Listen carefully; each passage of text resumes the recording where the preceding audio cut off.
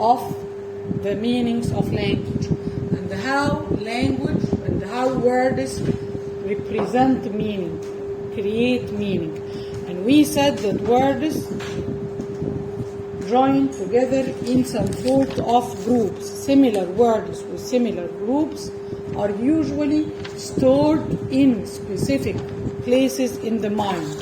So we store words in the form of semantic fields. Let us enforce the information that عند المسيحيين بيقول في البدء كانت الكلمة، وعند المسلمين بيقول ايه؟ وعلم آدم الأسماء كلها. علم آدم ايه؟ not verb, not article, not preposition، الكلمة اللي هي الاسم.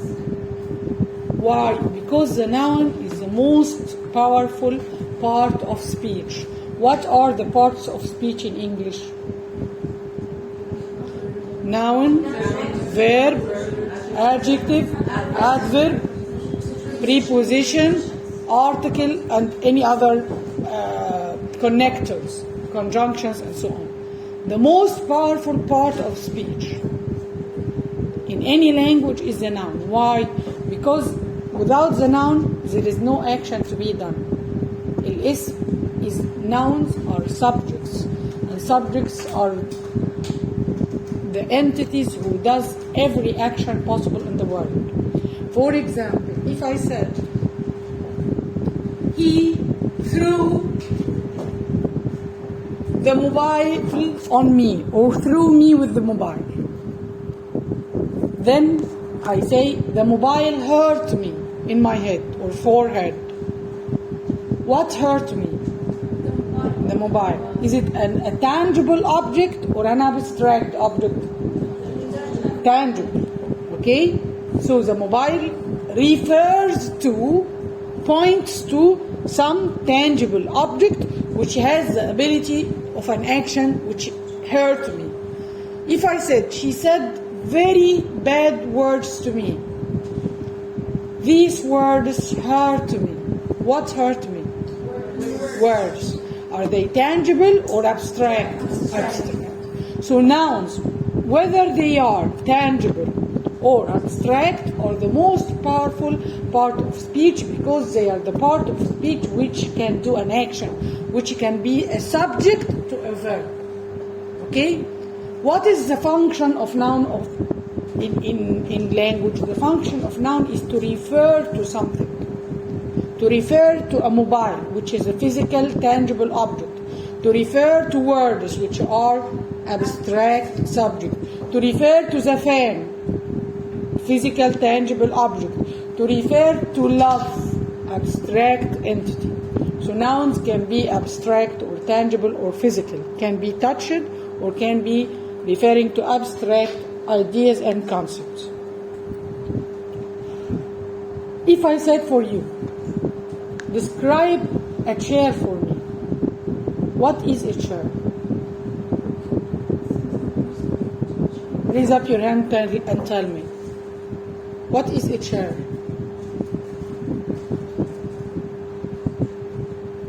What is a chair? It is a tool made out of wood used for sitting down. So she said to me that chairs are wooden. This is nature. The material it is made from. And they are made to be sit on. This is what? This is their function. They are a tool. See, she almost gave me a category. Is it a tool? Is it an appliance? Is it what? Tool or appliance or commodity or accessory? She said that for me the chair is a tool. What else could we do in order to refine or to add to this definition? Furniture. So if I wanted to categorize chair, I would rather say furniture. What else?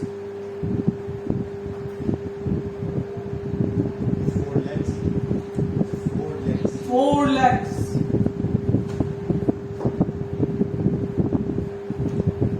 Four legs refers to what? To the appearance of the chair, the shape, description. So four legs is appearance or description. This is physical or abstract description. So four legs. Physical. Okay? Now let us see. Does anybody disagree with this? Who agrees with these features? Who says that these features can correctly describe a chair? If you agree, raise up your hand. If you agree with these descriptions, raise up your hand. 2, 4. If you disagree, raise up your hand. So all of you agree that these words describe the chair correctly. في حد مش موافق؟ في حد معترض؟ في حد شاكك؟ Is there anybody who wants to make an addition? No. So this means that when I learned the word chair for the first time, I learned many features to make me identify the chair, to enable me to see a chair and identify it and differentiate between a chair and a table or a sofa. Of course. This means that when we learn the meaning of a new word, we don't learn it as a package. We learn it by subdividing it into features. What are the features? It is the components of the meaning of the word. Every word has meaning. And this meaning is not one thing. It is composed of many features. Whether these features are related to the category, to the function, to the physical appearance, or to the material it is made from. Okay? So please screenshot this before I wipe it off.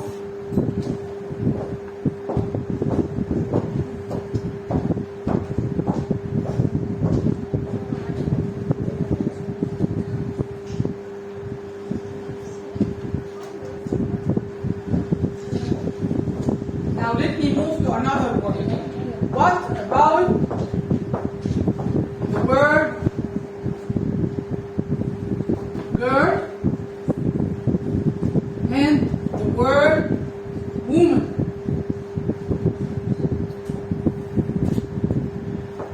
What are the components of the meanings of these two words?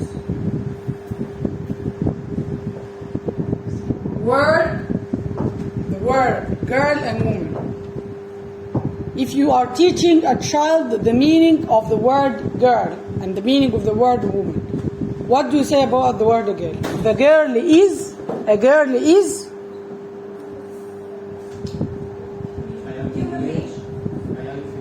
young,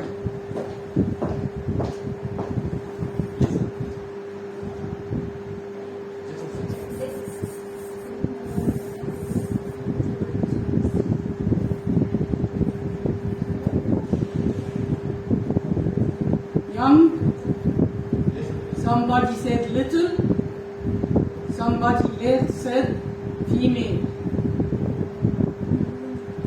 What about the word woman? Adult,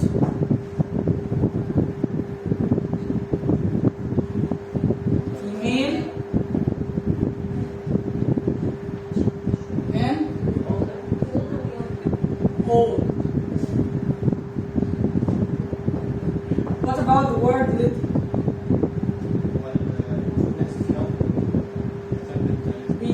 take off young and write little.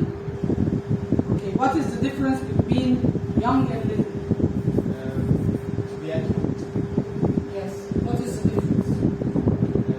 If I want to say the difference, I should go to the meaning of the word. This is why we usually say, if I want to learn the meaning of the word, it is usually preferable to learn it from an English dictionary, because he will give me all the elements or the meaning components of the word, or the components of the meaning of the word. Young refers to young in age, so this refers to age, but little refers to size. Okay? Young, the opposite of young is old, but what is the opposite of little? Big. Now, can I say that there is all girls are young and all women are big? Because sometimes you might find a very little woman in appearance, maybe a dwarf or something. You know the meaning of dwarf? Very short person. So she might be little in size, but old in age. So little is not the opposite of old, and there is a difference between them. Everyone goes back to a different semantic field, to a different semantic domain. Little to the domain of size, and young to the domain of age. And this brings us back to the idea that words live in semantic field, like families, semantic domains. Type. So let us say that here, age, this is size, this is gender. So when I did a semantic field analysis, componential analysis. What is the meaning of componential analysis? I analyzed the meaning of the word girl and its components. I discovered that the word girl had three main components: the component of age, the component of size, and the component of gender. If I want to compare to any other word in the field of persons, I might compare it in the same. Let us go and compare it with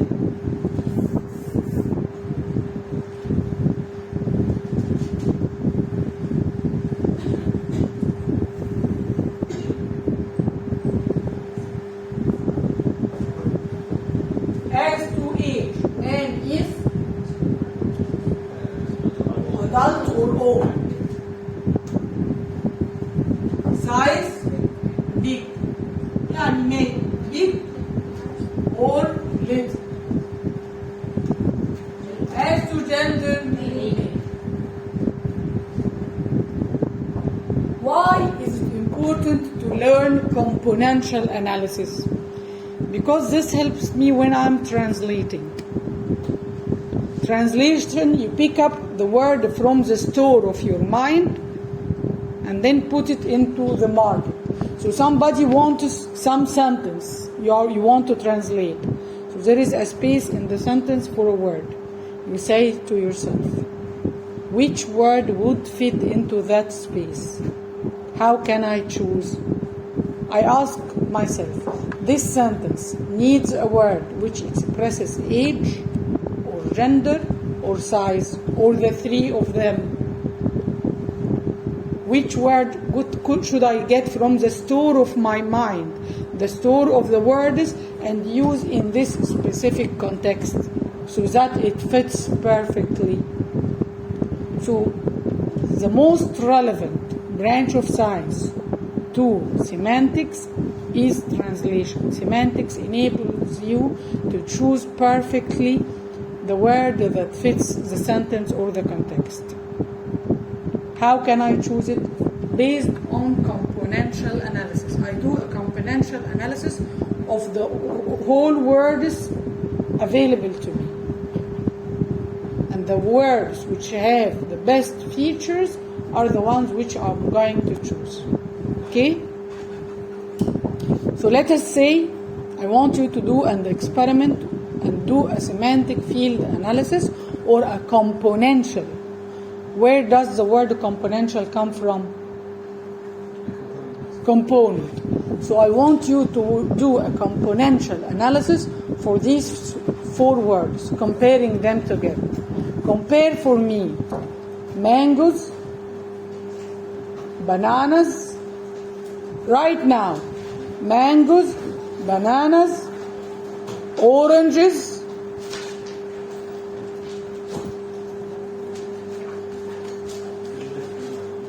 mangoes, bananas, oranges, and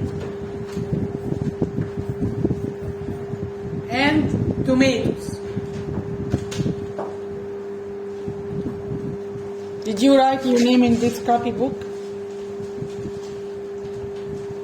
Finished?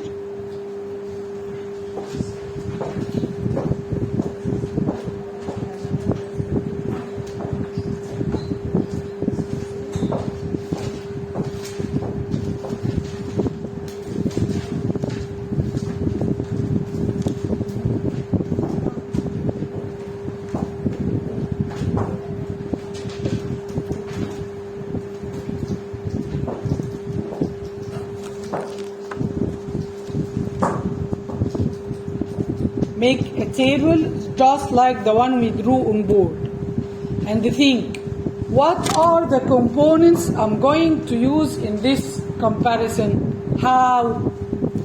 Which components? Which aspect? And tell me what to write. Whose pen is this? As for the criteria or meaning components which are going to dissect, subclassify, or subdivide into every word into. We have the shape, whether it is rounded or not. Some people talked about the shape generally. Some people talked about one feature of shape. Is it rounded or not? Color, growing season, winter, summer, spring, and so on. Taste, is it sour, sweet, or can be both? Classification, fruit or vegetable. Function, is it juice or paste or whatsoever? So let us do the table analysis together. As to shape, banana, he said elongated. What is the meaning of elongated? Taking a long appearance. Pen shape, almost pen shape. Now if I don't want to write pen shape, what should I write? Curve. But curve is very broad term. So let us we will say almost pen shape. The nearest thing is pen shape. Okay? Orange, round. Mango, by dog, oval. This is oval. Oval. Okay? And tomato, round. Is there any criteria which I missed? Is there any more criteria to add here in the components? Did anybody add any other criteria? Okay. What about the color? Bananas? Yellow or green? Some people like to eat green bananas. So yellow or green. Orange? Orange and sometimes green. So orange and green. Mangoes, variety. Green, red, reddish, yellow, orange. Tomato, red.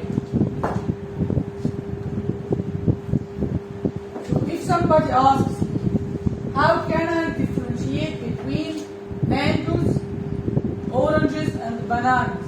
Each color will be an efficient factor, an efficient component. Somebody does not know the difference between banana, orange, mango. And I say to him, look at the color. Oranges are oranges, orange in color. Is this enough? Because he might find a green orange. So he will say, or she will say, this is not an orange. She told me oranges are all orange. Okay? What about banana? I said to him, all bananas are yellow. If he finds a green banana, he will say it is not. So although color is important, but it is not crucial. It is not distinctive. What is the meaning of distinctive? It does not end the conclusion. It is not the most important factor or component in differentiation between other foods. What about the growing season? Bananas. All season, but essentially they were supposed to be found in summer. Oranges, winter. Mangoes, summer. Tomatoes, fall season. What about taste? Bananas, sweet. Oranges, sweet and sour. Sweet and sour. Mangoes, sweet. And sometimes you might find sour. Tomatoes, mostly sour. Classification. Which one is vegetables? Common knowledge. Supposedly tomatoes من الموانع قلناها fruit, but actually we use it as a vegetable. So for common people, all of them are fruit except tomatoes vegetables. What about function? As a product, the shape, when you use it. Banana, somebody wrote for me, bananas can be used as juice, oranges as juice, mangoes as juice, get at the tomato paste, salsa. Some people might use tomatoes as juice. So we will add juice, and juice plus paste. Okay? Pardon me because I used so many symbols, but at least you got the idea. If you want to screenshot this, screenshot it.